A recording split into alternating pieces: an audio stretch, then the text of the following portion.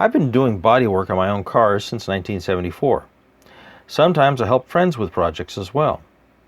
Josh is one of our friends, and he's been rebuilding a 1964 M38A1 Jeep.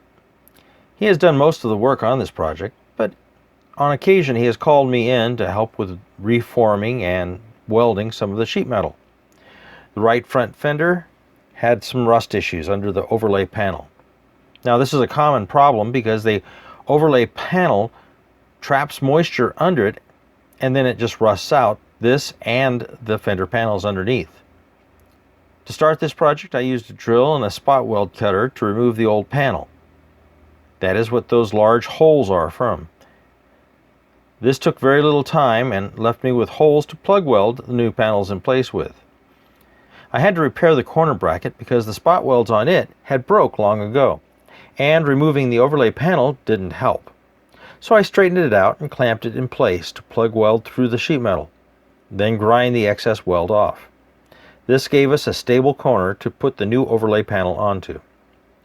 Josh picked up a replacement overlay panel on eBay, but when it arrived he found that they had sent him one for a CJ7, so it was too long. Rather than sending it back, the company offered to refund him some of the money on shipping if he would keep it. This worked out because I could modify the new panel without much trouble. To modify the panel, I clamped it in place, then marked the backside where the cuts and the bends would need to be. Cutting was done with an angle grinder and a cutoff wheel. But I needed to bend the corner. To do this, I clamped the sheet metal to a plywood bench with 2 C-clamps and a steel tube. Then just hammered it over the corner and smoothed out the new flange with a hammer and dolly. After I had the panel formed, I just clamped it into place on the fender on the top. Started to plug weld it from behind at every place that I had cut the original spot welds out. Plug welding from behind is easier in this case, as Josh is not interested in doing a complete restoration, and so the plug welds would not need to be ground flat and filled.